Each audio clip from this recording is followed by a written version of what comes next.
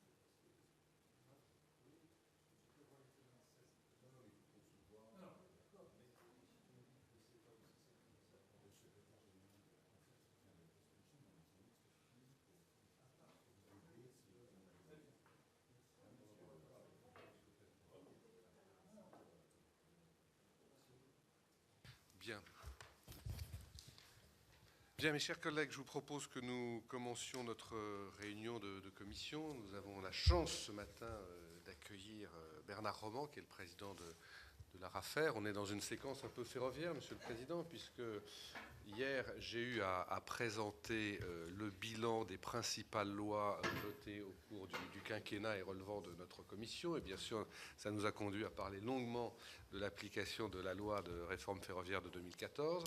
Ensuite, nous avons auditionné M. Jantet, qui est président de SNCF Réseau. Et ce matin, nous sommes très heureux de vous accueillir. C'est la première fois que vous venez devant notre commission depuis votre nomination. Nous vous avions évidemment accueilli au mois de juillet dans le cadre de l'audition préalable à votre nomination, audition prévue dans le cadre de l'article 13 de la Constitution. Nous vous avons laissé un peu de temps avant de vous demander de revenir, parce qu'il fallait que vous preniez vos fonctions et que vous fassiez face à beaucoup de sujets, beaucoup de dossiers sur les domaines qui relèvent de votre compétence, c'est-à-dire le ferroviaire, le transport par autocar et les autoroutes. Je peux dire que l'ARAFER n'a pas chômé. Il y a eu beaucoup de travaux qui ont été menés dans ce domaine. J'en citerai quelques-uns. Dans le domaine du ferroviaire, donc vous avez rendu des avis sur les tarifs de péage, sur les tarifs du service de sûreté de la SNCF, sur les redevances perçues par la SNCF dans ses installations d'approvisionnement en combustible, sur le projet de plan de gestion des informations confidentielles de SNCF Réseau, sur la nomination du directeur des gares, sur, et c'est très important, on en parlera ce matin, je l'espère, le décret d'application de la règle d'or, sur lequel vous êtes en phase, je crois, de rendre un avis et sur lequel on attend surtout la publication.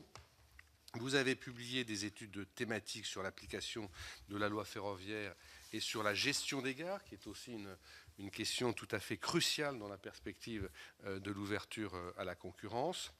Vous allez certainement évoquer aussi les autres chantiers qui nous attendent collectivement si l'on veut réaliser et surtout réussir cette ouverture à la concurrence. Vous êtes aussi, je crois, en phase d'examen des contrats de performance entre l'État et les différentes entités de la SNCF et notamment de SNCF Réseau, société pour laquelle ce contrat de performance est particulièrement attendu puisqu'on sait qu'il conditionne beaucoup de choses en ce qui concerne la dette de la société et la remise en état du réseau. Nous aimerions aussi savoir le bilan que vous tirez de la libéralisation des transports par autocar. Dans le cadre de cette libéralisation, vous avez eu à rendre un certain nombre d'avis, puisque vous avez été saisi dans de nombreux cas par des autorités de transport qui souhaitaient soit interdire, soit limiter cette concurrence, comme le prévoit la loi pour les lignes d'autocar de moins de 100 km. Vous nous direz si cette procédure, d'ailleurs, vous semble bien fonctionner et si vous la trouvez efficace. Sur la question des autoroutes, chère à Evelyne Didier, qui va sûrement nous rejoindre, vous avez rendu plusieurs avis sur la composition des commissions de marché. Nous aimerions savoir quel bilan vous en tirez et si vous considérez qu'il y a des progrès réels dans les procédures de passation des marchés. Enfin, vous avez publié un rapport sur les comptes des concessions autoroutières qui témoigne d'une avancée majeure dans la transparence du secteur, transparence que nous réclamions depuis longtemps. Et puis, vous avez aussi pointé du doigt le fait que le gel des péages imposé par Madame Royal en 2015 va se traduire par des montants supplémentaires de péages à hauteur de 500 millions d'euros pour les usagers. Voilà quelques points sur lesquels nous aimerions vous entendre, et puis vous nous direz aussi très certainement comment vous avez fait pour absorber ces compétences et ces travaux supplémentaires, et si vous considérez que l'ARAFER est dans une situation qui, en termes de moyens humains et matériels, est suffisant aujourd'hui. Voilà, Monsieur le Président, quelques sujets sur lesquels nous souhaiterions vous entendre, et je ne doute pas qu'à l'issue de votre intervention, nos collègues ici présents poseront un certain nombre de questions complémentaires. Merci beaucoup, Monsieur le Président, Monsieur le Président Moret.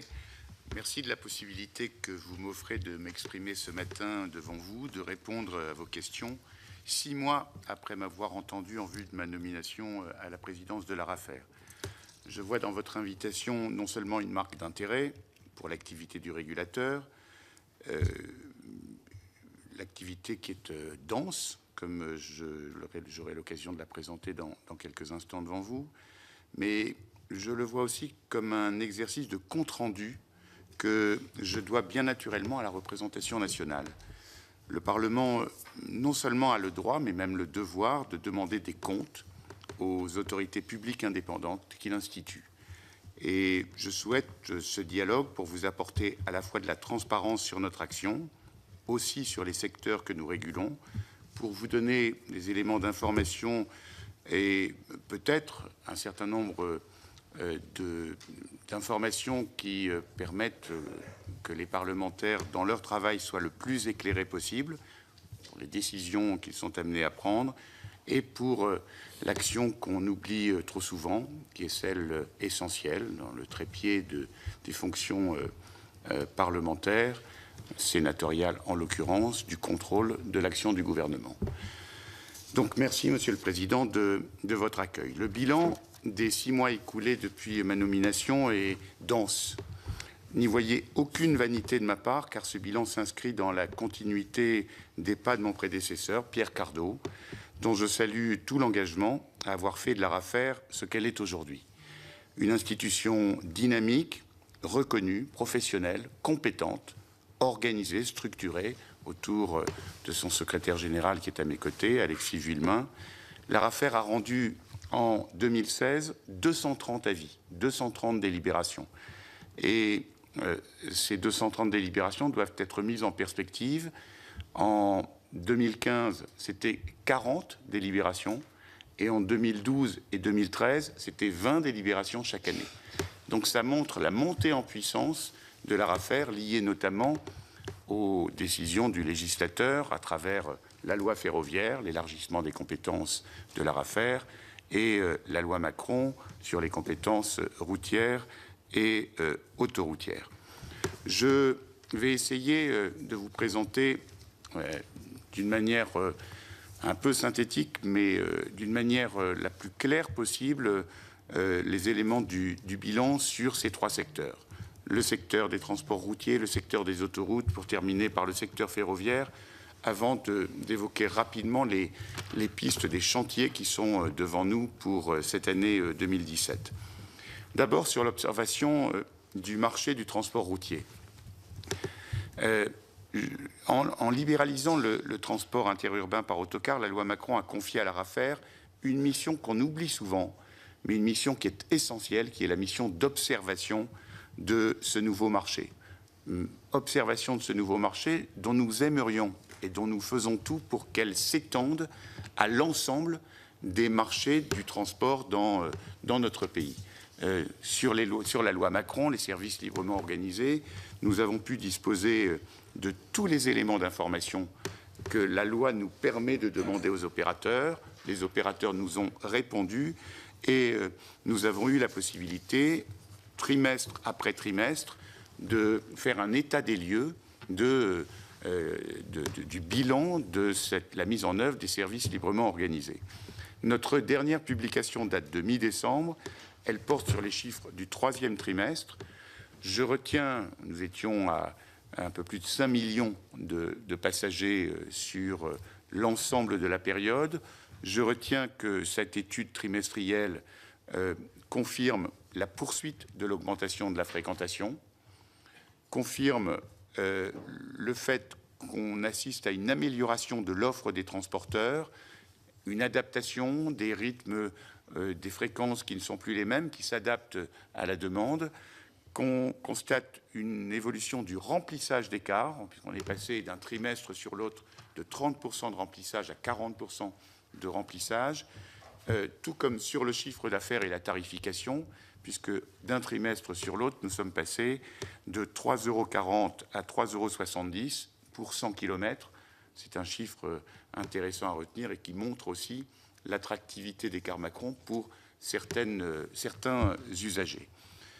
Ces différents bilans trimestriels que nous avons publiés ont été complétés au mois de novembre par la publication d'un rapport annuel sur l'activité du transport par autocar et les gares routières. Et ce premier bilan, il porte quasiment sur un an, 8 août 2015, le début de la libéralisation, et 30 juin 2016. Et ce rapport présente en particulier une analyse globale du marché des transports par autocar, à la fois les services libéralisés, les SLO, mais aussi les services conventionnés régionaux, puisque nous avons des difficultés, même si par le dialogue nous avançons sur cette question, à obtenir l'ensemble des données sur les services conventionnés départementaux.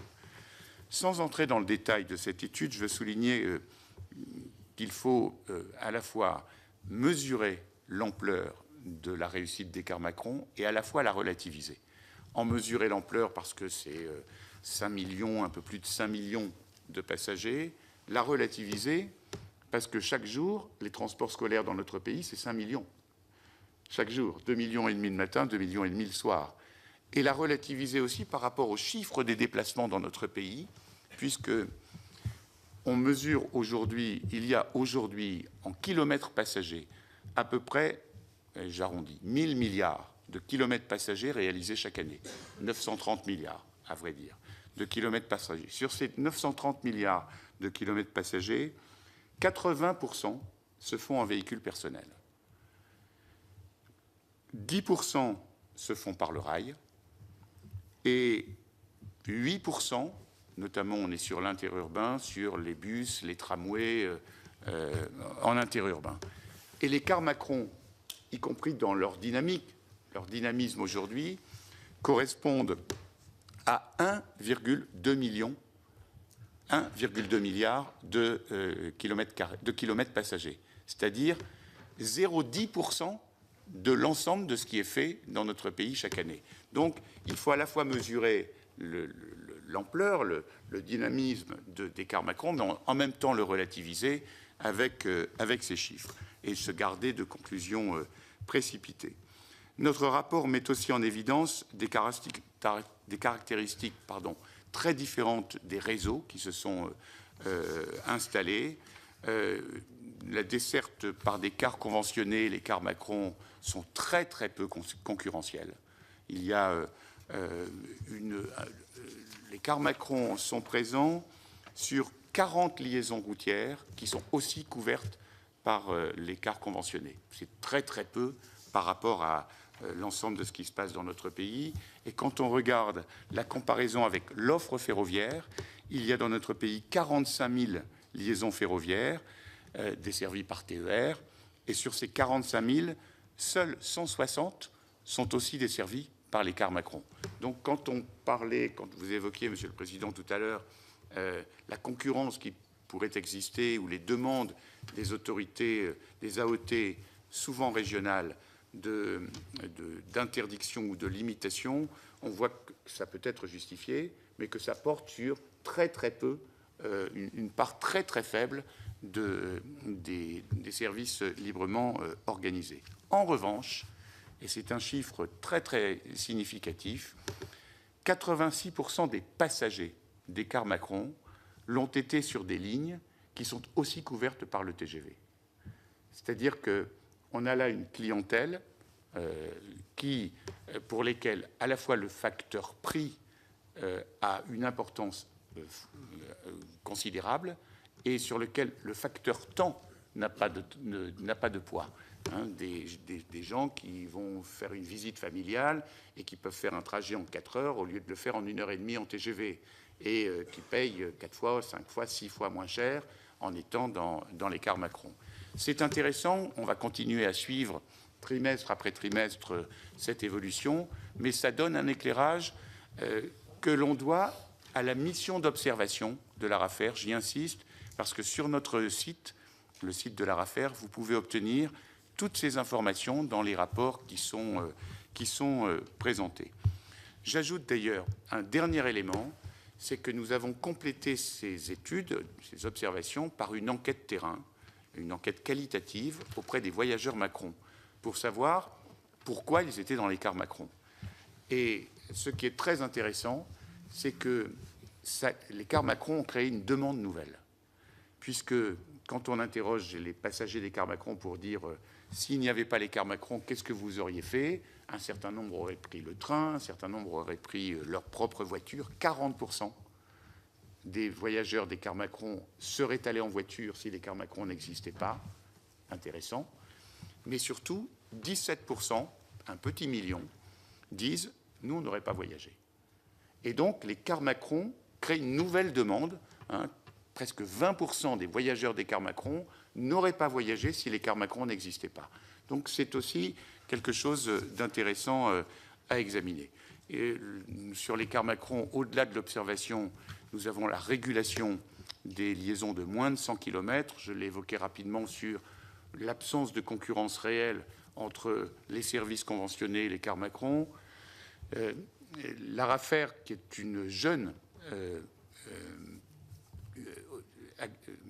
autorité, a défini elle-même les critères, la doctrine qui permettait de dire si oui ou non il y avait une concurrence entre les services conventionnés et les cars Macron sur les liaisons de moins de 100 km. Et je ne vais pas rentrer dans le détail, mais nous avons été amenés à refuser un certain nombre de demandes d'interdiction d'AOT régionale. Ces AOT régionales ont, comme c'est tout à fait leur droit, et moi je suis assez satisfait qu'elle l'ait fait, saisi le Conseil d'État en attaquant la décision de l'ARAFER. Il se trouve que sur 2 décisions du mois de décembre, le Conseil d'État a donné raison à refuser les recours de ces AOT régionales et donc validé la démarche que nous avions nous-mêmes mise en œuvre. Et quand je dis nous-mêmes, il s'agit de mon prédécesseur, de Pierre Cardot, qui a conduit ces travaux. Donc c'est bien que le Conseil d'État puisse valider cette démarche, cette doctrine qui avait été initiée par le régulateur et pu conforter notre raisonnement. Les autoroutes. Les autoroutes, nous avons 3 missions sur les autoroutes. Le contrôle des marchés, vous l'avez évoqué, Monsieur le Président, le suivi économique des sociétés d'autoroutes et l'avis que nous avons à donner sur les nouveaux contrats ou sur les avenants aux contrats. Nous aurons à le faire dans le cadre du plan autoroutier qui est en cours d'élaboration. Les avenants aux contrats, dès qu'ils ont une conséquence ou sur la durée des contrats de concession ou sur le tarif des péages. En ce qui concerne le contrôle des marchés autoroutiers, nous avons, mais dans un aller-retour constructif avec les sociétés d'autoroutes, derrière d'ailleurs un rapport sur les marchés des sociétés d'autoroutes qui a été publié juste avant mon arrivée en juillet, qui donnait un certain nombre de chiffres qui ont pu troubler, qui ont provoqué des réactions des sociétés d'autoroutes. Nous avons là, dans un dialogue constructif, mis en place les commissions des marchés dans des conditions qui sont conformes à la loi, c'est-à-dire que nous vérifions, sous réserve des déclarations d'intérêt de tous les membres des commissions des marchés des sociétés d'autoroutes, qu'une majorité de ces membres sont indépendantes. Nous l'avons fait, nous l'avons construit dans un dialogue constructif. De la même manière, nous avons, dans un dialogue constructif, validé, après que nos observations, nos remarques, nos demandes aient été prises en compte par les commissions des marchés, les règles de fonctionnement des sociétés des marchés d'autoroutes. Et je crois que ce gage de transparence est une avancée importante dans le droit français, dû au législateur, puisque c'est le législateur qui nous a confié cette mission, ce qui conduit l'ASFA, l'association des sociétés d'autoroutes, à considérer qu'elles sont aujourd'hui, en ce qui concerne leur marché, sous le contrôle de l'ARAFER, et je crois que c'est bien que cette instance puisse effectuer cette mission. Sur le suivi économique des sociétés d'autoroutes, sur les contrats, nous n'avons eu à nous prononcer que sur un seul, c'est le contrat de concession de l'A45 entre Lyon et Saint-Étienne, et nous avons estimé que ce contrat de concession était conforme aux exigences qui étaient celles d'un taux de rentabilité interne justifié raisonnable et justifié.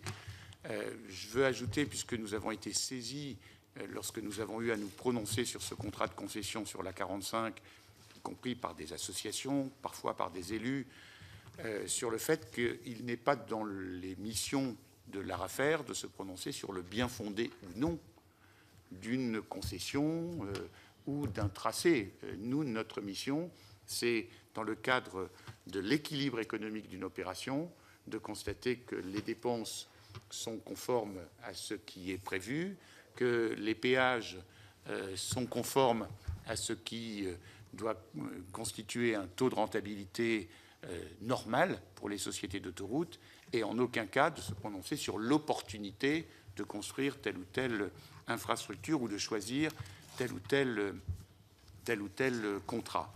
Donc ça a été le seul contrat sur lequel nous avons eu à nous prononcer. Par contre, comme vous l'avez évoqué, Monsieur le Président, nous avons, sur le suivi économique des sociétés d'autoroutes en 2015, fait une étude approfondie qui a conduit à effectivement mesurer les conséquences de la décision par le gouvernement du gel des péages en février 2015.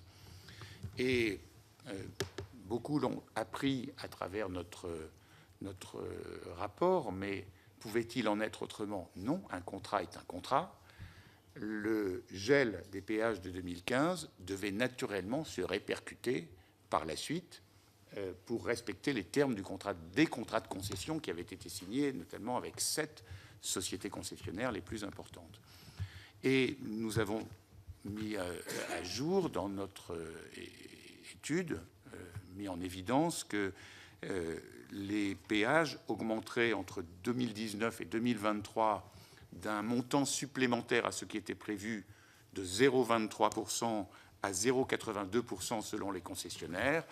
Et en monétisant cette augmentation, nous avons mesuré que finalement, à la fin des concessions, les usagers auront payé 500 millions de plus de péages que si on avait maintenu l'augmentation du péage en février.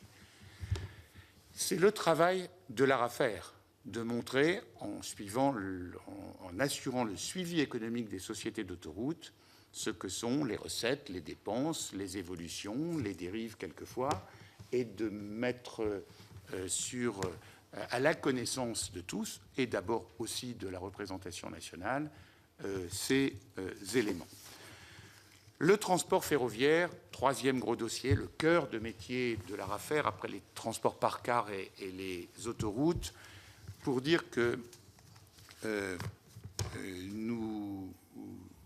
ce dossier ferroviaire nous occupe et nous préoccupe. Il nous occupe, nous avons réalisé cette étude qui a un peu éclairé le rapport parlementaire qui a été fait par nos deux députés, Gilles Savary et Bertrand Pancher à l'Assemblée nationale, mais avec des conclusions qui sont très convergentes sur l'analyse de la mise en œuvre de la réforme ferroviaire de 2014, avec des éléments positifs. Éléments positifs, c'est le fait d'avoir conduit à faire de SNCF Réseau, vous entendiez son président hier, l'opérateur exclusif, le gestionnaire exclusif de l'infrastructure de la SNCF.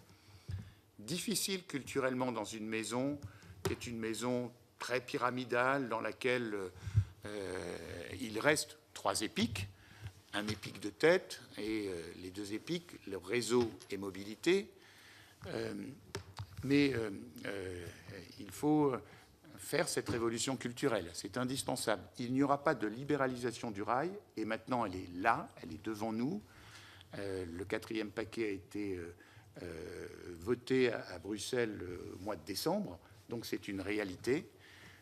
Il n'y aura pas de bonne libéralisation, je dis ça dans tous les sens du terme, s'il n'y a pas un gestionnaire du réseau totalement indépendant. Et donc cette indépendance est quelque chose de crucial. Ça a été mis en œuvre par la réforme ferroviaire, il faut que ça le devienne dans les faits, réellement dans les faits. Et donc, première avancée. Mais nous sommes, nous, à Arafer, garantes de cette indépendance. Et nous y veillons dans toutes les décisions que nous prenons, en rappelant à chaque fois cette nécessité.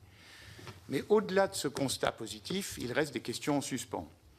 Tout d'abord, sur l'architecture du système. Nous pensons qu'il faut clarifier le rôle de l'EPIC de tête.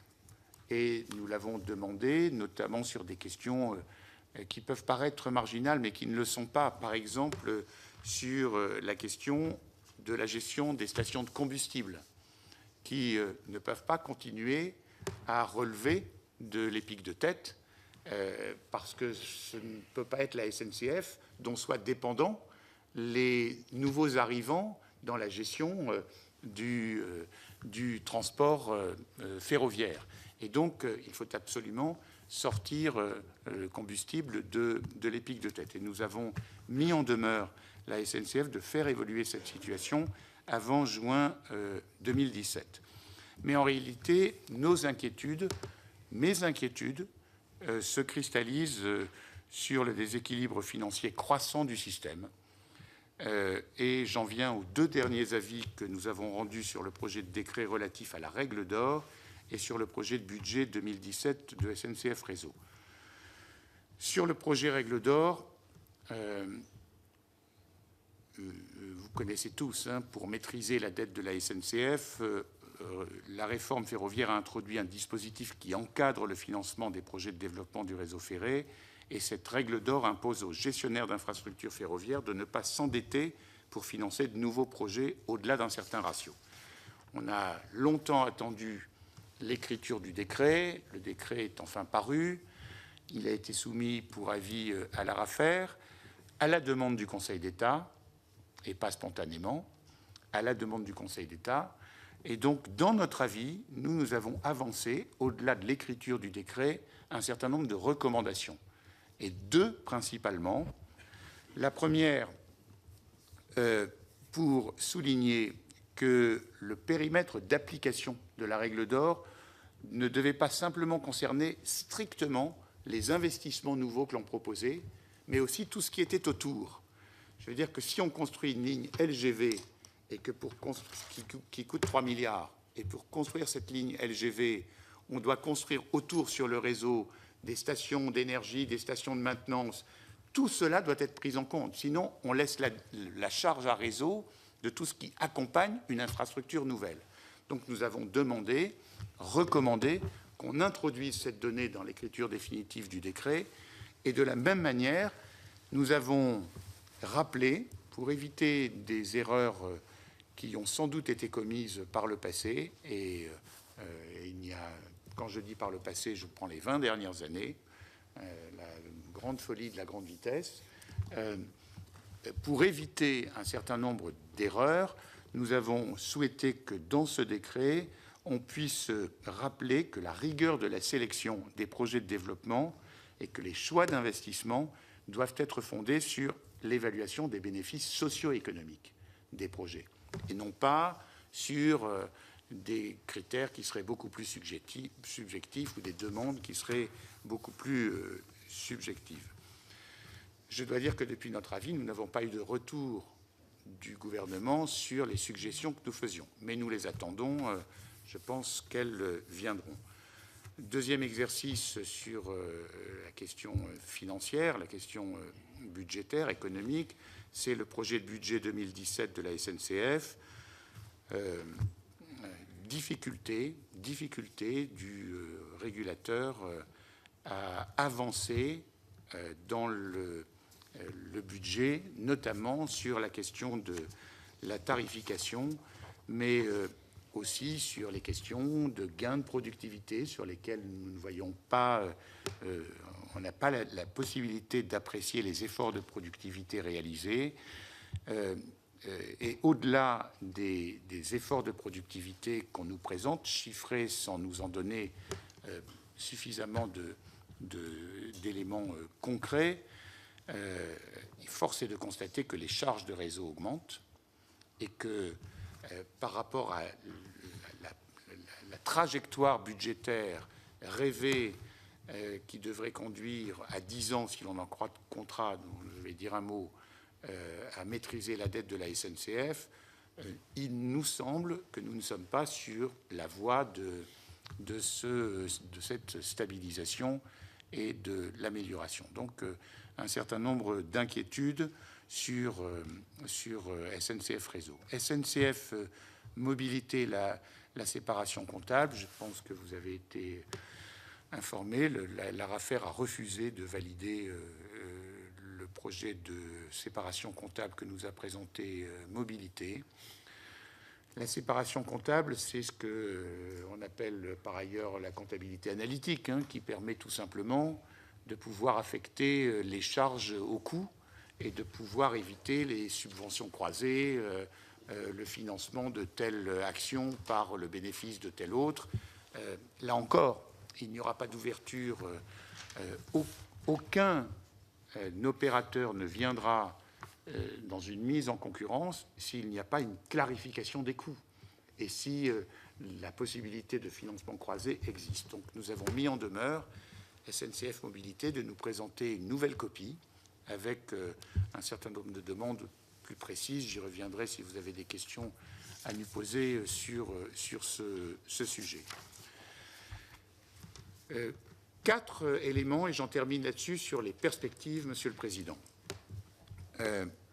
Les 4 les plus importantes dans les mois qui viennent et pour l'année qui s'ouvre. La première, c'est la refonte de la tarification de SNCF Réseau. La tarification actuelle remonte à 2008. Elle est actualisée chaque année avec des coefficients qui ne tiennent en rien en compte de l'évolution même structurelle du réseau et des besoins qui sont exprimés. On assiste à une perte de lisibilité, une prévisibilité très imparfaite pour les opérateurs, comme le montre la comptabilité, la tarification 2017 dont je viens de vous parler. Premier élément. Deuxièmement, nous sommes sur la tarification dans l'obligation de nous conformer aux principes de la directive européenne qui fixe le cadre de l'ouverture. Et cette tarification n'est pas conforme à ces principes.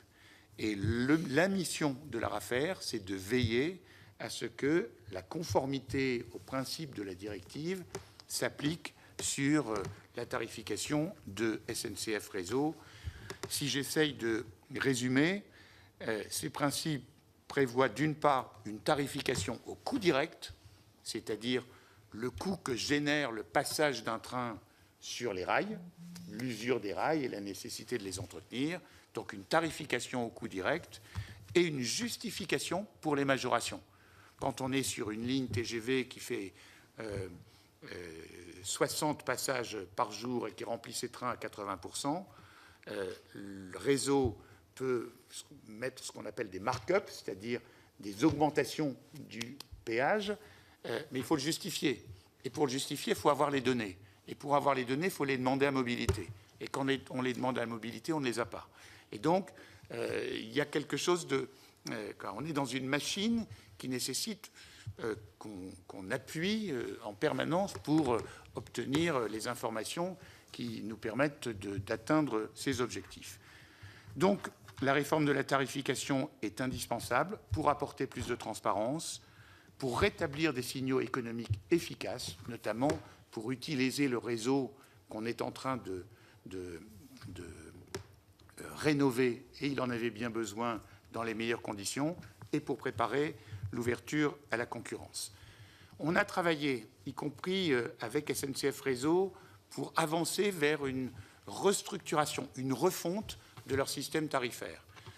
On a avancé, je ne sais pas si ce sera suffisant, puisque nous sommes en train d'examiner avec le collège de l'ARAFER la tarification 2018 qui nous est présentée. Je dois dire que ce qui me préoccupe au-delà de cet avis strict, c'est notre capacité à continuer à remettre en cause structurellement quelque chose qui est considéré comme quasiment intangible par SNCF Réseau, mais je dirais presque aussi par les services de l'État qui ont du mal à assumer cette révolution à laquelle nous sommes affrontés. Donc, nous allons continuer ce travail avec SNCF Réseau et revoir cette tarification des gares, comme nous allons revoir, je ne l'évoque que pour ordre, la tarification de réseau et la tarification des gares. Deuxième chantier, le contrat de performance entre la SNCF et l'État.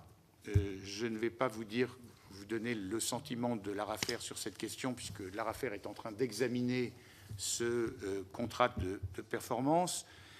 Je veux simplement vous dire l'immense préoccupation, je vous le redis, qui est la nôtre. Ce document a été rendu public, donc je ne vous apprends rien dans le fait qu'elle rend officielle la perspective que Réseau est à l'horizon de 10 ans une dette supérieure à 60 milliards d'euros, que le gouvernement a rendu un rapport au Parlement il y a quelques mois en disant qu'il ne souhaitait pas, avec une clause de revoyure de 3 ans, mais qu'il ne souhaitait pas prendre en charge tout ou partie de cette dette, y compris la dette historique, puisque Réseau porte aussi la dette historique de RFF et de la SNCF. Donc cette question est très préoccupante, parce qu'il faut aussi se demander comment une société comme Réseau, même si elle a comme actionnaire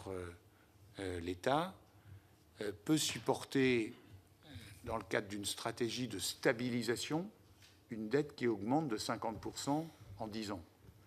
Et moi, je dois dire que c'est une situation qui, à titre personnel, mais je vous l'avais dit il y a 6 mois, quand j'ai découvert la situation de la SNCF, c'est une situation que je trouve très préoccupante et devant laquelle, je pense, on ne peut pas rester les bras croisés devant un constat. Je note d'ailleurs une contradiction entre le contrat de performance et le rapport parlementaire, le rapport du gouvernement au Parlement sur la dette, parce que je ne vois pas comment on peut dire en même temps la dette sera de 62 milliards dans 10 ans, et en même temps, mais on se revoit dans 3 ans.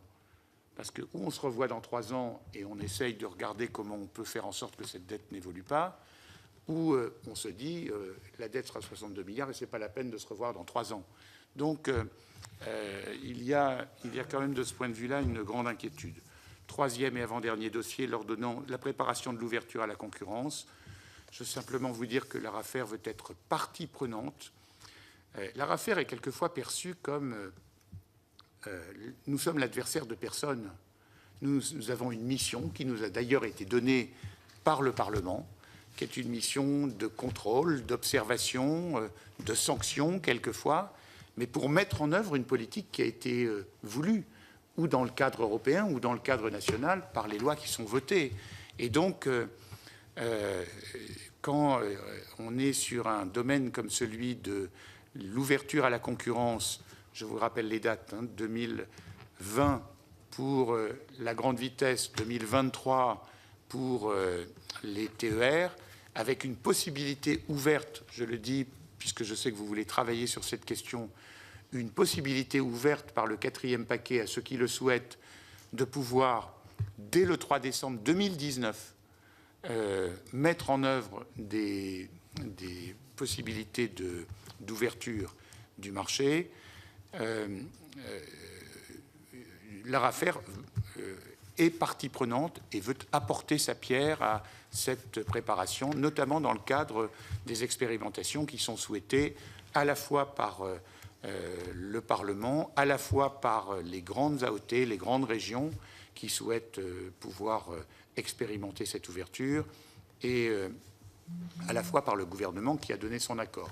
Il faudra sans doute un texte, je sais que vous voulez y travailler. En tout cas, nous allons à la fois travailler sur une étude que nous allons publier avant la fin de l'année sur cette question de l'ouverture et de l'expérimentation. Et nous allons, j'en ai informé le président Moret il y a quelques semaines, organiser un colloque à la fin du mois de juin pour essayer de permettre des échanges sur cette question, y compris en regardant tout ce qui s'est fait à l'étranger. Est-ce que vous savez, par exemple, il faut le savoir, il faut l'avoir en tête, la moitié du chiffre d'affaires de la SNCF est fait à l'étranger. La moitié du chiffre d'affaires. Et la SNCF est présente, y compris mobilité, sur des marchés ouverts à l'étranger sur le transport. Et donc, on est quand même dans un monde où on ne peut pas rester avec nos œillères franco-françaises, quoi, hein. Donc, troisième dossier, la préparation de l'ouverture à la concurrence. Et enfin, dernier dossier, le suivi du taux de rentabilité interne des sociétés d'autoroutes. La loi nous donne la mission de contrôler le taux de rentabilité interne des autoroutes, des sociétés d'autoroutes. C'est un sujet très complexe. Hein, il y avait eu un rapport de l'autorité de la concurrence qui avait fait beaucoup de bruit, 2014, et qui disait que le taux de rentabilité des sociétés d'autoroutes était de 24%, ce qui a laissé penser que 24% du chiffre d'affaires des autoroutes en France, 9 milliards par an, était allé dans la poche des autoroutiers.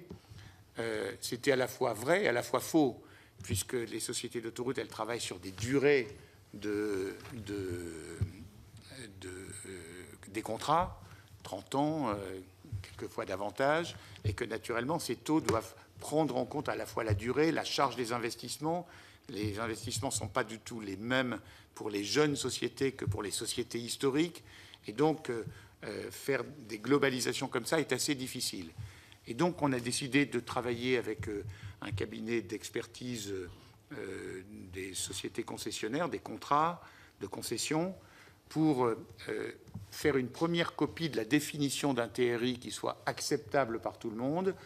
Nous sommes dans une phase d'échange avec les directions financières des sociétés d'autoroutes pour essayer de voir ce qui leur convient, ce qui ne leur convient pas. C'est naturellement, in fine, l'ARAFER qui décidera. Mais dès qu'on aura une copie, on fera une consultation publique pour demander à chacun de réagir sur la définition que nous proposons pour pouvoir avoir un indicateur qui soit incontestable à l'avenir et qui permette de dire, y compris d'ailleurs en intégrant des dispositifs qui ont été mis en œuvre dans la loi Macron, que les gens n'ont pas forcément en tête, mais les citoyens, les usagers, c'est que si des objectifs de rentabilité sont atteints ou dépassés avant la fin des contrats, les périodes de prolongation de contrats peuvent être remises en cause dans le cadre des niveaux de péage. C'est-à-dire que si une société d'autoroute a, à la fin de la durée de son contrat initial, rempli ses objectifs financiers, le gouvernement pourra neutraliser les augmentations qui étaient prévues pendant la période de prolongation. Et donc, ça, ce sont des éléments très importants. Et le fait d'avoir un régulateur qui contrôle et qui contrôle objectivement, sans contestation possible, l'économie des sociétés d'autoroutes, va être un plus. Je conclus là-dessus. Au bénéfice de ceux qui font que le transport en France est un enjeu majeur du développement à venir, et je pense que les parlementaires ont un rôle central dans cette définition d'un État qui doit rester stratège, je le dis, d'un État qui... Et on peut être stratège, développer des politiques publiques, y compris dans un cadre libéral, dans un cadre libéralisé et d'ouverture. Et donc, je pense, moi, que les parlementaires ont un rôle majeur dans cette définition. Et moi, je n'oublie jamais une chose, c'est qu'il s'agisse de la directive ou qu'il s'agisse de la loi, toutes les orientations qui sont prises se terminent toujours par « au bénéfice des usagers ». Et donc, qu'il s'agisse du transport par car, qu'il s'agisse du domaine autoroutier ou qu'il s'agisse du ferroviaire, on doit toujours avoir ça à l'esprit, au bénéfice des usagers. Et c'est par ces mots, Monsieur le Président, que je termine cette intervention liminaire qui a peut-être été un peu longue, je m'en excuse, mais il fallait balayer l'ensemble des sujets. Merci beaucoup, Monsieur le Président, pour cette intervention qui était très complète et très, très intéressante.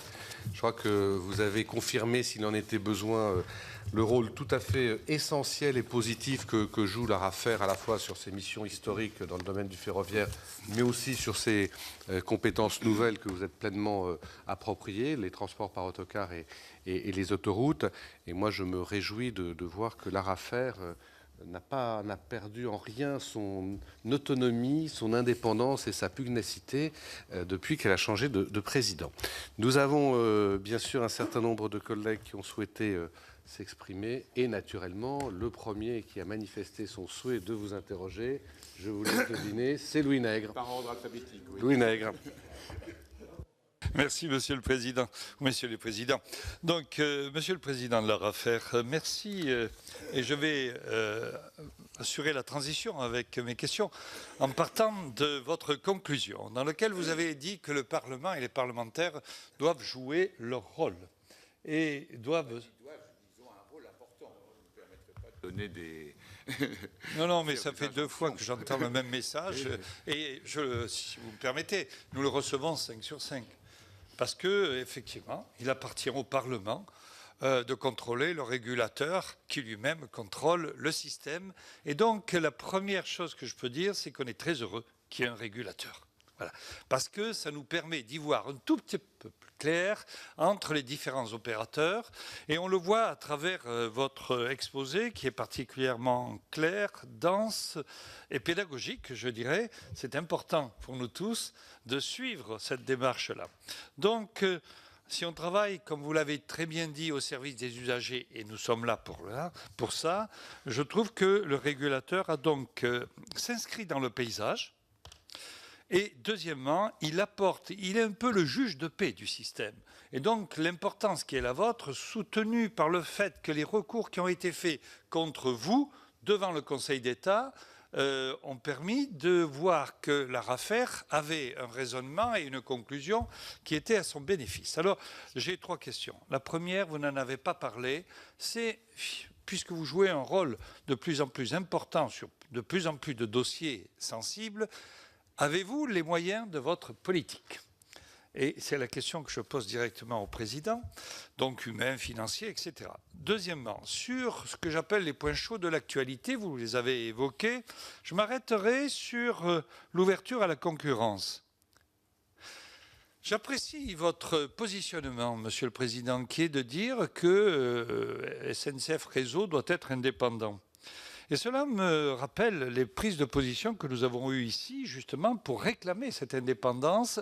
Et je rappelle à tous les collègues ici présents que la Commission européenne, dans un premier temps, parlait de muraille de Chine, justement, pour éviter qu'il y ait effectivement confusion, comme on l'a vu en Allemagne avec des Benetz. Donc ça, c'est une position, je dirais, de principe qui me paraît extrêmement importante parce qu'elle fait avancer le débat et débat que vous retrouvez à travers le budget analytique que vous avez du mal à obtenir. Bon, donc on voit bien la nécessité de cette indépendance. J'estime que le réseau SNCF Réseau dispose d'un monopole naturel, quant à moi, qui devrait relever de l'État directement. Par contre, les opérateurs, eux, devraient être totalement libres de candidater et d'être différents. Donc, je me retrouve tout à fait dans cette position. Par contre, vous m'avez parlé alors d'ouverture à la concurrence. Je vous remercie pour l'aide technique que vous pourriez nous amener suite à la proposition du président de la Commission de travailler sur justement cette ouverture à la concurrence et d'anticiper. Mais vous avez employé le mot expérimentation. Alors, le mot expérimentation, chez moi, entraîne une prudence, parce que si nous prenons l'expérimentation telle qu'elle est au niveau de la Constitution, on s'aperçoit qu'il y a un certain nombre de contraintes.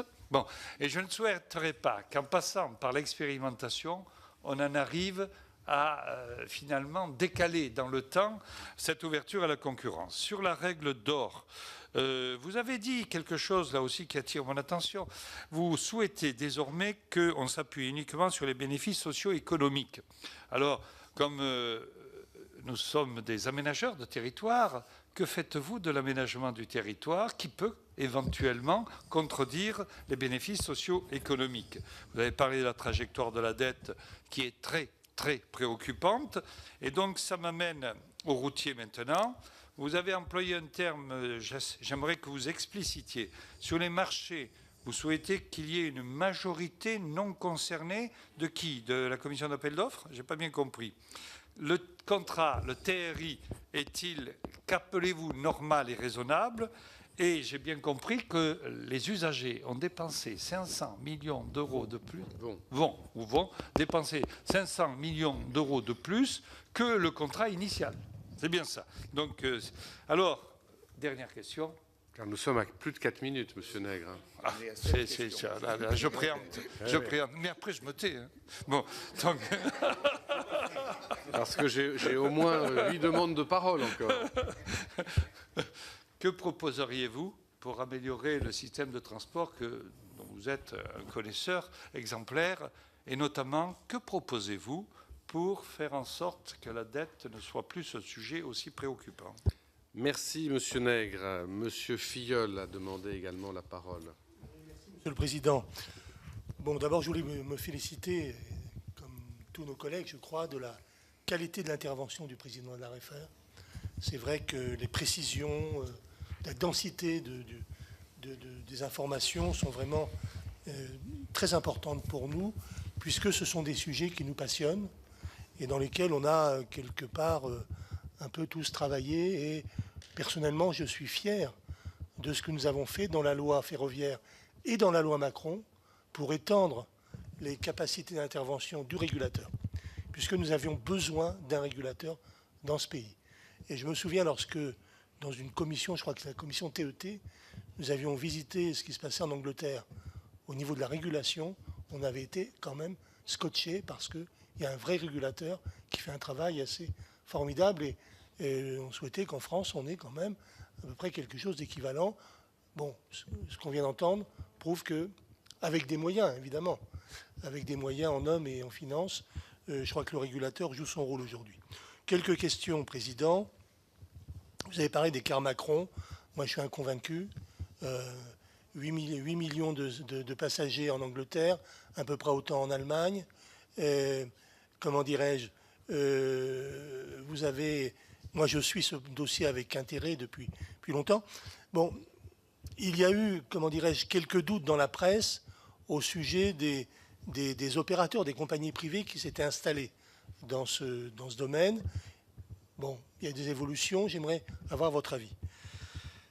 Concernant le marché autoroutier, là encore, bravo, il faut une vraie rentabilité, n'est-ce pas Louis-Georges, sur le taux de rentabilité.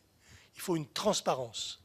Et nous l'avions demandé d'ailleurs dans notre rapport autoroutier, sur le RTI, c'est ça, c'est TRI. Le TRI, il faut une vraie transparence. Et je voulais vous poser la question concernant le plan autoroutier. Nous avions exigé à ce moment-là que pour les travaux engagés dans ce plan, 75% des travaux le soient par des entreprises qui n'étaient pas directement liées aux grandes sociétés autoroutières. Est-ce que vous avez pu contrôler ce fait-là? Le ministère nous dit que oui, que ça va dans le bon sens. Est-ce que le régulateur peut nous le confirmer? Sur la SNCF, bon, on pourrait dire beaucoup de choses. On en a parlé hier, SNCF Réseau en particulier, la règle d'or. Personnellement, je suis très attaché à son application. Ça traîne beaucoup. Je suis d'accord sur cette application, sur ce que vous dites, c'est une règle d'or large. Et je crois que c'est dans l'esprit du législateur. C'était l'esprit du législateur dans la loi ferroviaire. Et il est bon que vous le rappeliez.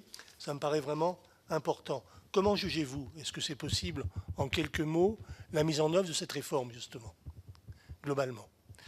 Dernier point, bon, la réforme de la tarification, je crois qu'on aurait besoin de faire un point très précis ensemble sur cette tarification. Parce qu'on en parle, beaucoup ne savent pas comment ça fonctionne, et c'est pourtant majeur, c'est un élément majeur dans la réforme de la SNCF. Bon, j'arrête là. Merci, monsieur Filleul. Monsieur Longeau. Merci, Monsieur le Président. Merci, Messieurs les Présidents. Une question très, très simple. Monsieur le Président, vous nous avez expliqué que dans le cadre de la loi Macron, le développement des autocars avait permis effectivement aussi de développer le tourisme et puis permis à un certain nombre de personnes qui ne se déplaçaient que très rarement de pouvoir effectivement se déplacer.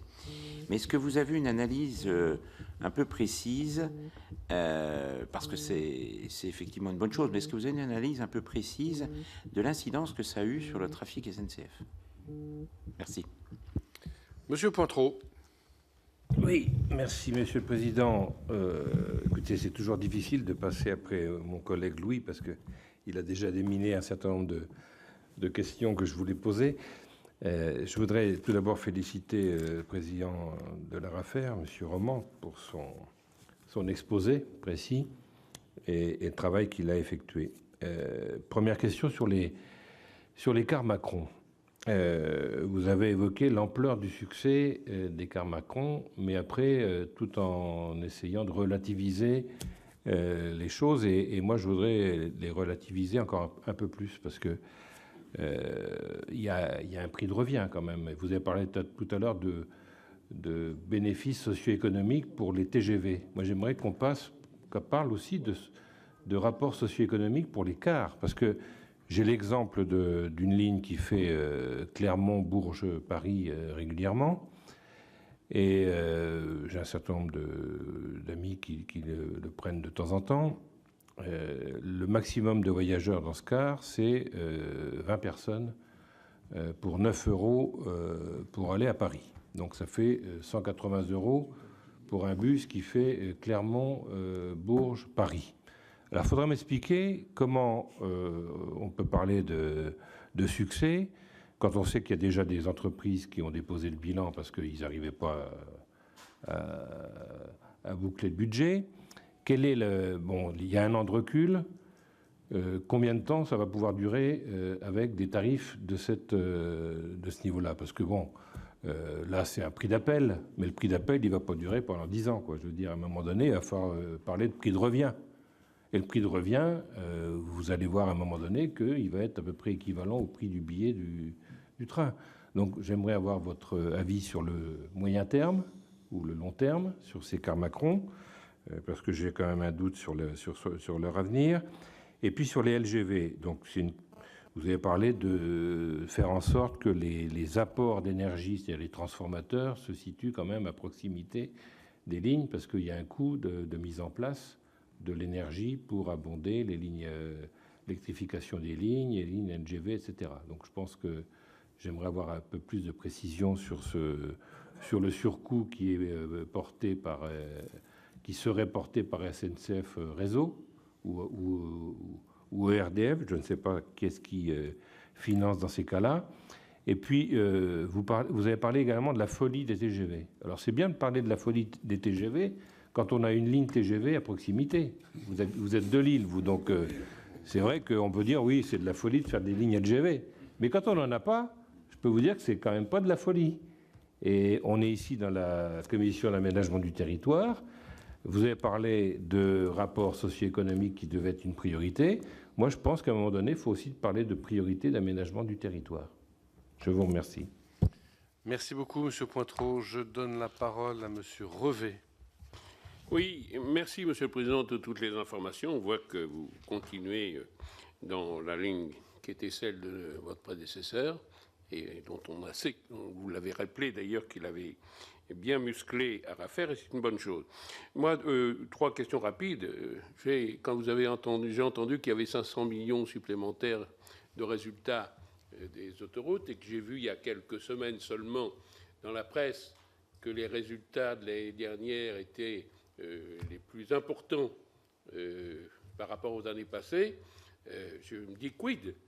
D'abord, pour comment se fonctionne la fixation, et à la limite, si c'était pour ces 500 millions de doter la FIT, alors là, ce serait très bien. Mais je ne pense pas que ce soit comme ça. Donc, c'est une interrogation.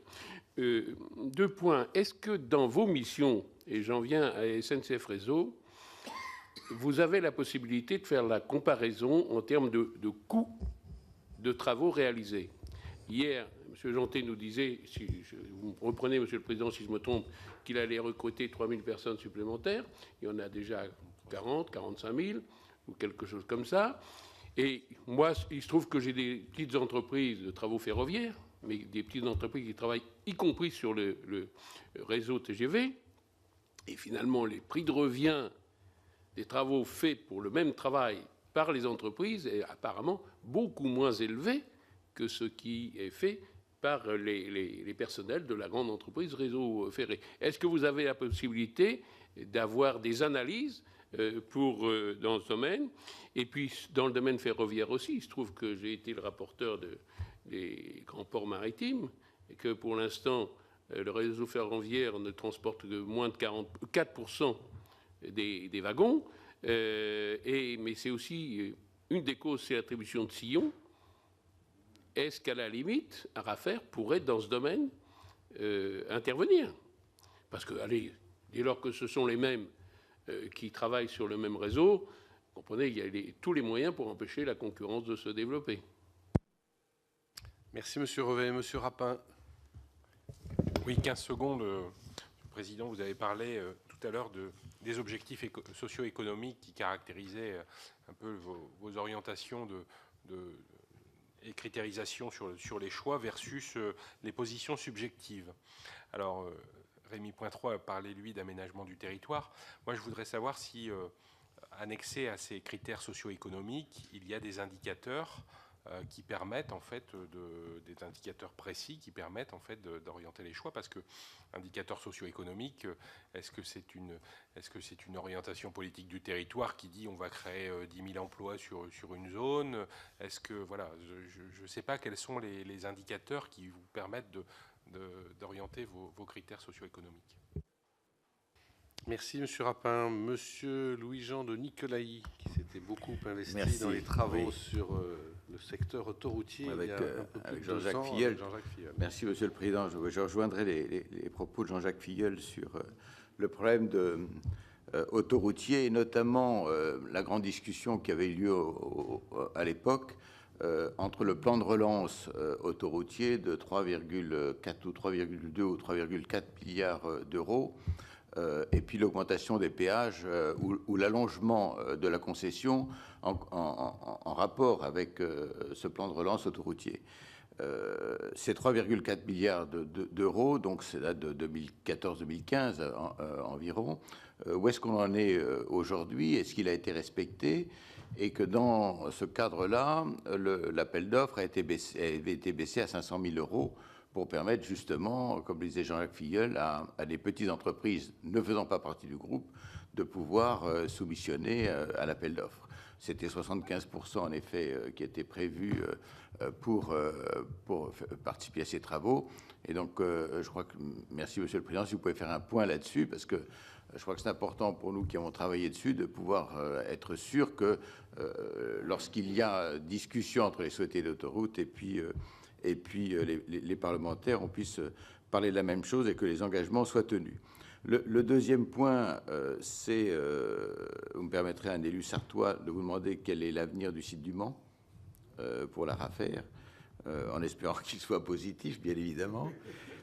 Et puis le troisième point, est-ce que si on réfléchit sur un TRI autoroutier, que nous on avait estimé avec les sociétés d'autoroute vers 8% environ, à l'époque, est-ce qu'il y a un TRI sur les lignes TGV? Parce qu'on s'aperçoit que les tarifications sur les lignes TGV ne sont pas du tout les mêmes en fonction des différentes gares. Il y a des gares, moi je prends la gare du Mans, où les coûts sont quelquefois sont exorbitants par rapport à d'autres lignes TGV. Donc est-ce que c'est globalisé? On peut le comprendre. Ou est-ce que ça serait intéressant de savoir s'il n'y a pas des lignes qui payent un peu plus cher que d'autres? Merci beaucoup. Dernier intervenant, Monsieur Roux. Merci, Président. Monsieur Roman, bon, on a noté quand même votre volonté de mutualiser, de rationaliser, mais aussi continuer à entretenir le réseau existant, et puis aussi de désendetter, je veux dire, au niveau, comme vous dites, la dette supérieure devrait atteindre 62 milliards dans 10 ans. Donc c'est un peu inquiétant, mais bon, on sait le travail que vous faites. C'est pour venir aussi par rapport à tout, comme disait Jacques Filleul et notre collègue pour savoir un peu au niveau du détail de ce plan concernant la question des tarifications aussi autoroutières et des trains, mais aussi disposez-vous à ce jour de toutes les données nécessaires à l'exercice de votre mission? Et je pense notamment aux données SNCF. Et comme le disait le président Moret aussi, vous avez procédé à des recrutements, je crois que c'est 7 recrutements, pour faire face à l'accroissement des missions de l'ARAFER. Est-ce que vous, d'après vous, vous disposez à ce jour des moyens humains pour faire face aux charges qui sont les vôtres? Bien, merci beaucoup, Monsieur Roux, Monsieur le Président. Donc, vous avez beaucoup de questions, certaines même qui portent peut-être au-delà du champ de compétences, non pas de vous-même, mais de votre institution. Donc, je vais vous laisser répondre à toutes ces questions. Merci, Monsieur le Président. Oui, je vais essayer d'être le plus précis possible sur les questions qui m'ont été posées. Je les prends dans l'ordre des intervenants. Monsieur Nègre, qui s'était engagé à me poser 3 questions et qui m'en a posé 7. Ça commence mal. Mais cette question a été posée par d'autres aussi sur les moyens humains et financiers de l'ARAFER. Ça a été l'un des combats de mon prédécesseur et je l'ai poursuivi et nous ne sommes pas au bout.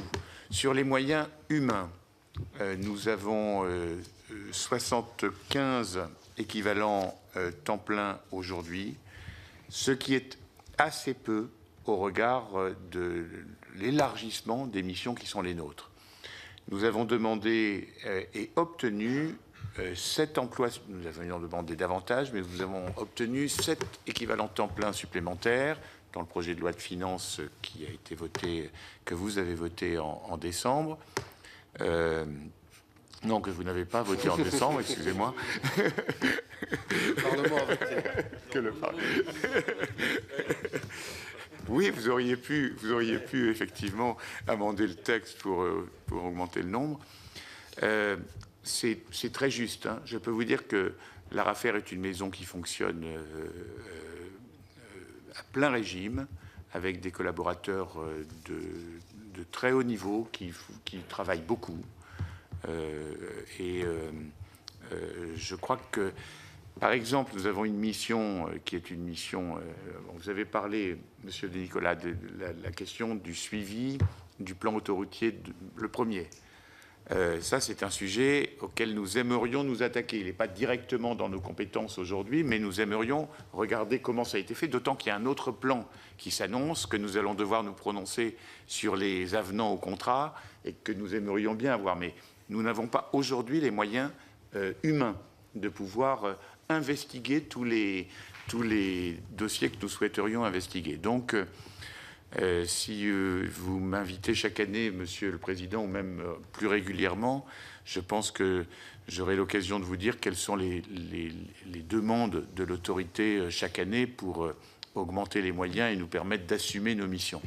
Sur le budget, une injustice forte, c'est que vous savez que dans nos missions, je ne l'ai pas évoqué, nous avons la régulation économique du tunnel sous la Manche.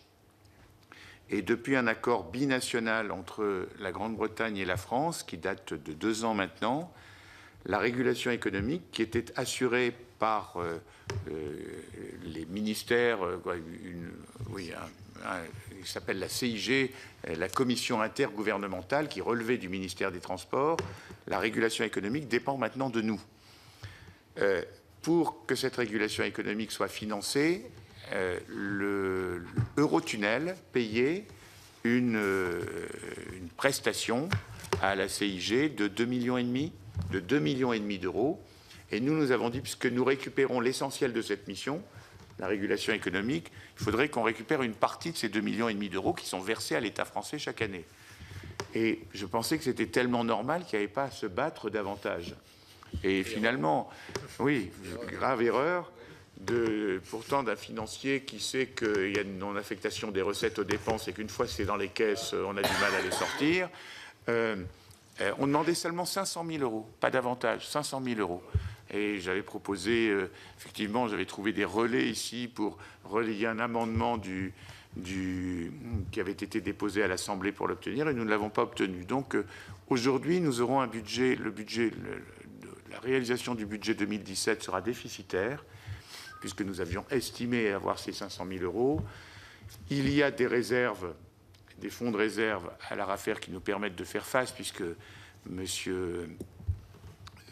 mon prédécesseur, M. Cardot, avait eu des difficultés à recruter au niveau où il souhaitait le faire à cause, alors je ne vais pas le dire comme ça, M. de Nicolas, mais du fait que c'était plus difficile de faire venir des spécialistes au Mans qu'à Paris, d'où le double siège. J'en profite pour vous dire qu'on va garder le siège au Mans et nos services opérationnels, les services transversaux sont au Mans.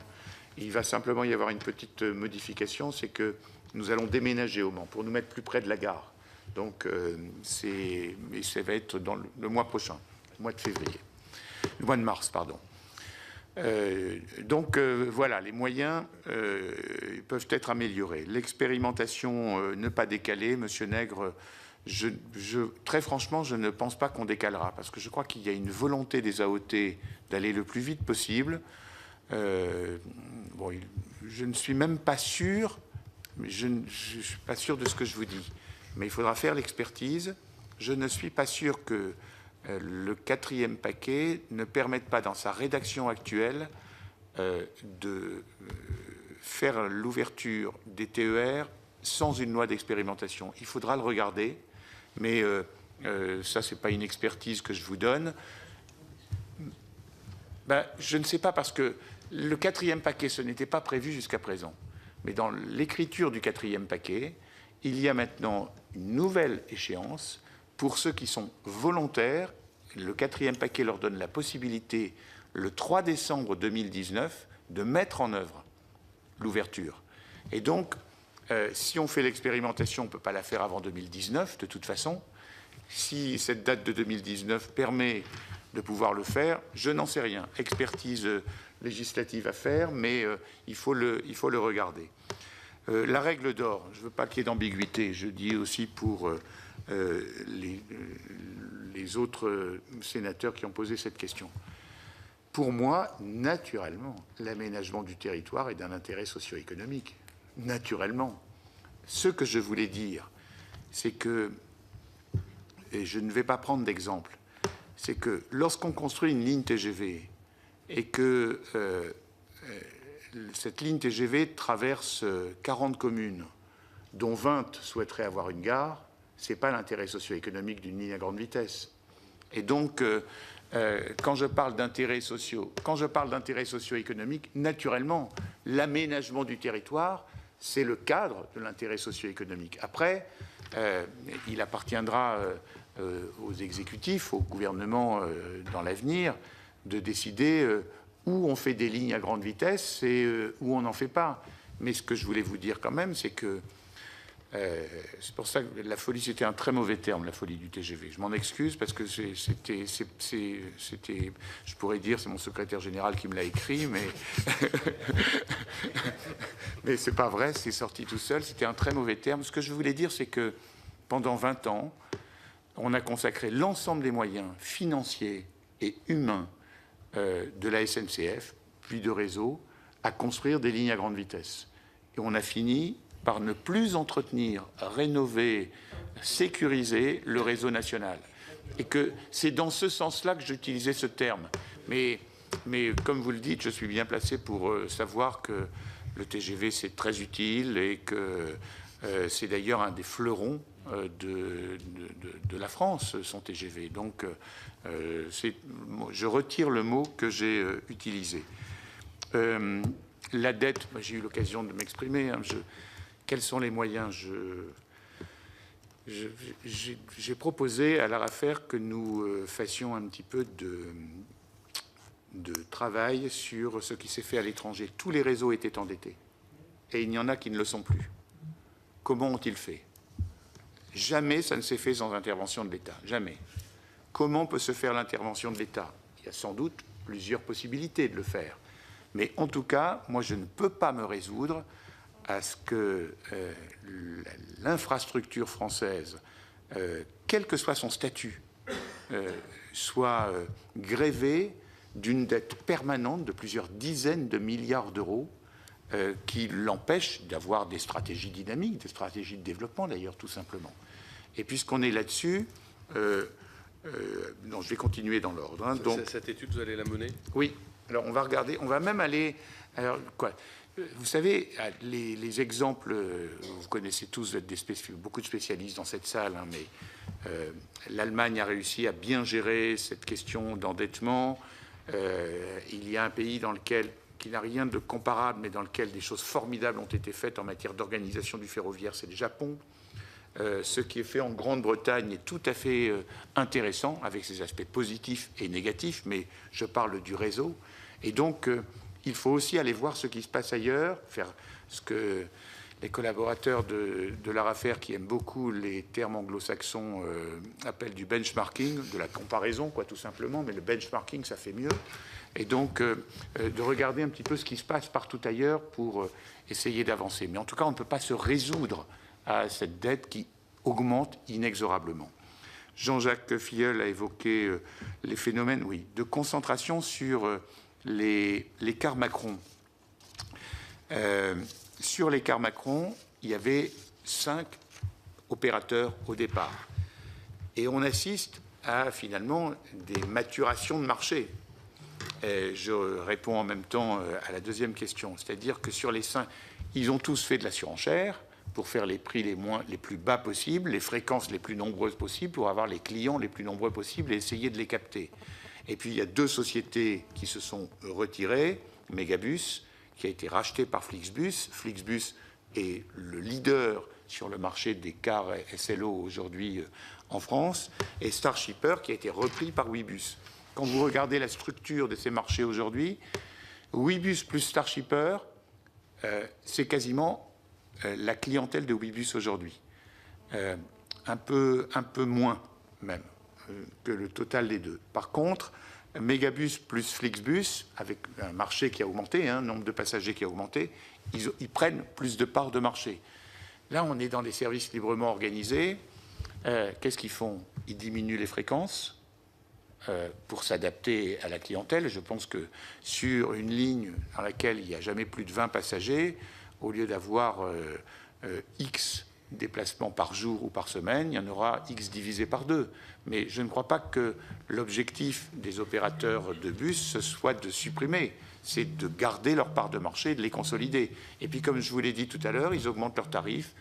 Alors, pas dans des proportions qui nous permettent d'arriver au prix des trains, parce que franchement, on est à 3,40 €. On était à 3,40 €, on est à 3,70 € pour 100 km. Quand vous regardez en train, on n'est pas à ces niveaux-là, quoi. Hein, donc, je ne sais pas, parce que si je prends 30 €,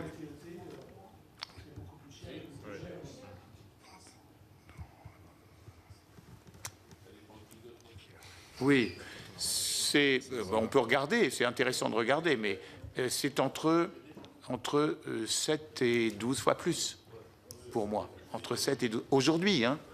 C'est d'ailleurs pourquoi la clientèle, les chiffres dont je vous parlais tout à l'heure sont intéressants. Le plan autoroutier, le suivi, j'ai répondu, Jean-Jacques, Monsieur Filleul, j'ai répondu pour dire que on aimerait bien avoir les moyens de le suivre. On va regarder quand même, hein, parce que c'est intéressant. Vous avez vous-même, Monsieur Desnicolas, posé cette question. On va regarder, mais les 75%,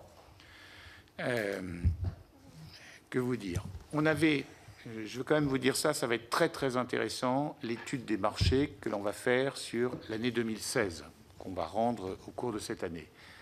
Parce que l'étude des marchés sur 2015, et moi je ne jette la pierre à personne et je ne veux pas faire de procès, je cite des chiffres tout simplement, montrer que sur les grandes sociétés concessionnaires d'autoroutes, il y avait une part importante de leur marché qui avait échoué à des filiales. Ça ne veut pas dire que les dés étaient pipés, que ça voulait peut-être dire qu'ils étaient mieux placés parce qu'ils avaient des stations, ils avaient des... Et donc surtout, je ne fais pas de procès. Mais le fait que maintenant ce soit public change la donne. Et donc, je suis très pressé de voir ce qu'en 2016, l'étude des marchés donnera, et encore plus en 2017, puisque ça fonctionnera avec le nouveau cadre voulu par le législateur, des commissions des marchés avec 50% des personnes indépendantes, c'est la loi. Hein, nous, on applique la loi, 50% des personnes indépendantes, donc on vérifie l'identité, les déclarations d'intérêt, le fait qu'elles ne sont pas liées par le groupe auquel elles participent, pas à travers la commission des marchés. Donc je pense que ça va sans doute faire évoluer les choses. Mais on va le constater aussi, vous le constaterez en même temps que nous. Hein, je vous le rappelle, on publie toutes nos études, et si vous souhaitez les avoir, on peut aussi en diffuser. Je l'envoie régulièrement au président de votre commission pour qu'il soit informé. La tarification, oui. Je redis ce que j'ai dit. Moi, je serais ravi de recevoir une délégation. Je l'ai dit au président Moret. Si une délégation voulait venir pour voir comment nous travaillons à l'ARAFER, parler d'un sujet particulier, comme la tarification, qui est un sujet complexe, d'une grande complexité. Je l'ai simplifié en vous disant tout à l'heure coût direct, coût marginal. C'est-à-dire ce que coûte le passage sur la voie et ce qu'on ajoute en matière de tarification. Mais j'aurais pu faire semblant de paraître beaucoup plus savant et vous dire que dans le coût direct, il y avait beaucoup de choses, et dans le coût marginal, encore beaucoup de choses. Vous parlez des segments, des markups.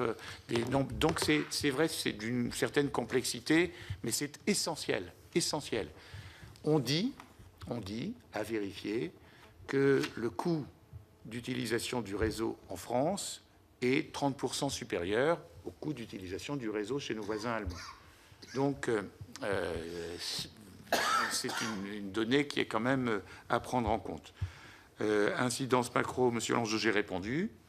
Monsieur Pointreau, car Macron, intérêt socio-économique, oui, bien sûr, sauf que sur l'intérêt socio-économique, on est dans un domaine que le législateur a voulu librement organiser. Et donc là, il n'y a pas de stratégie.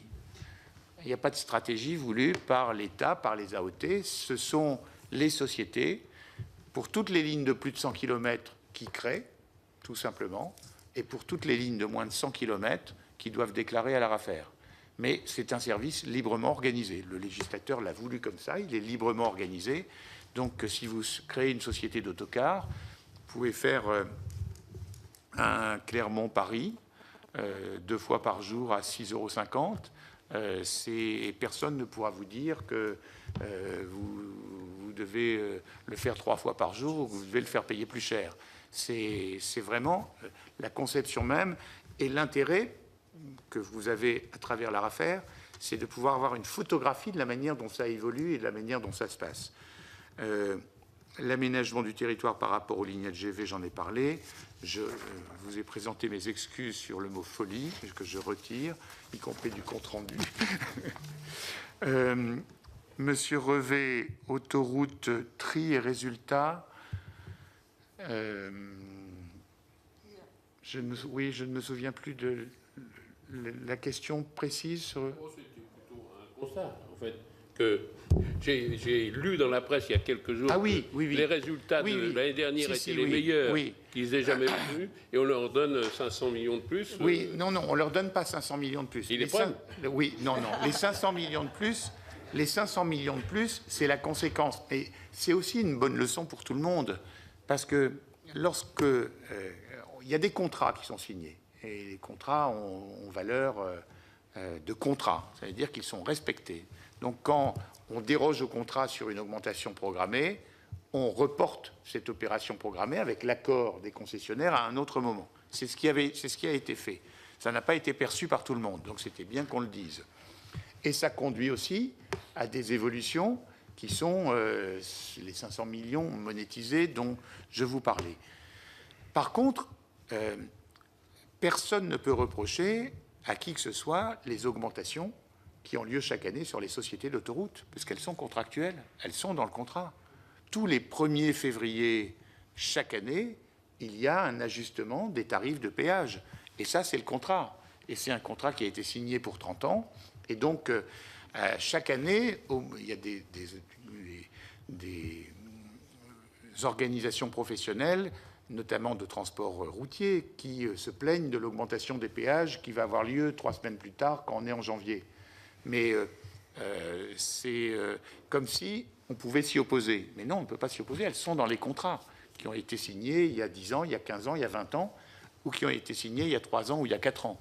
Et donc, ça, il faut bien qu'on l'ait en tête. Raison de plus pour mesurer le TRI et pouvoir dire où on en est. Réseau, oui, réseau. Alors, le personnel du réseau, c'est plus de 50 000 personnes. Hein. Donc, c'est sur les problèmes d'attribution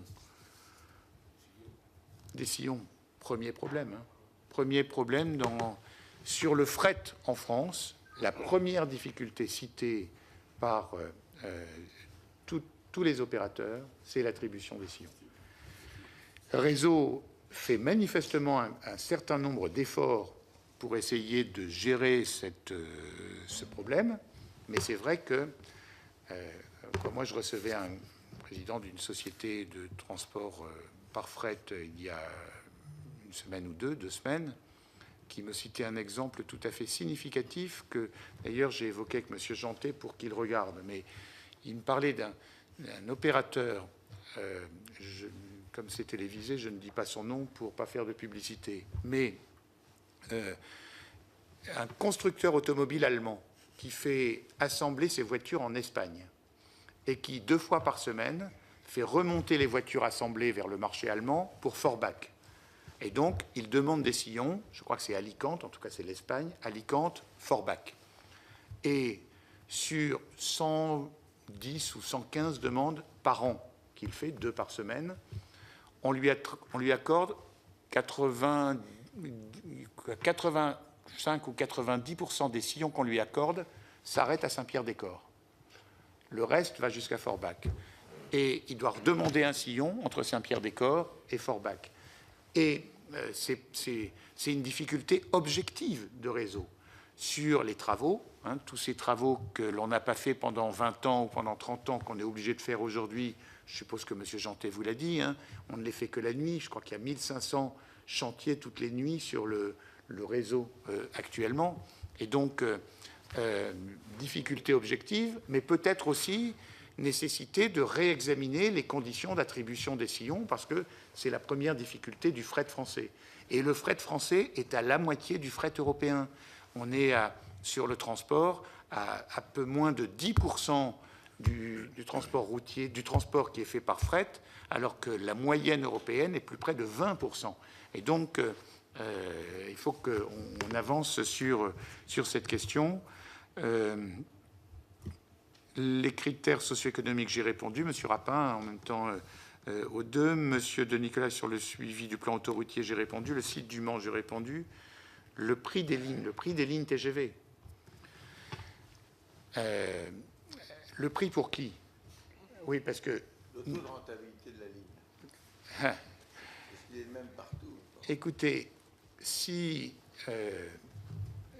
vous êtes entendu au-delà de cette salle, nous arriverons à le déterminer lorsque nous aurons les données. Voilà. C'est toujours le problème. Encore, il faut faire très attention parce que il y a forcément les chiffres de taux de rentabilité dans un marché qui s'ouvre sont couverts par le secret commercial, naturellement.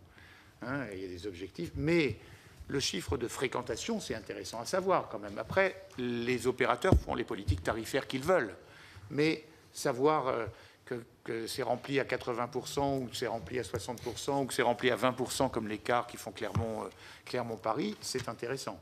Donc, nous attendons ces données. Nous avons demandé à la SNCF de nous fournir un maximum de données qu'on a eu très très facilement sur les cars Macron, ce qui me permet de vous présenter des données précises, consolidées que je vous ai présentées tout à l'heure, plus difficile pour la SNCF. Et enfin, oui, voilà, Monsieur Roux, j'ai répondu à travers les autres questions. Donc, voilà, Monsieur le Président, j'espère avoir balayé toutes les questions.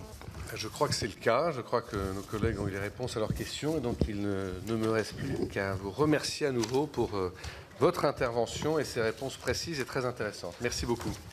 Je vous remercie, Monsieur le Président.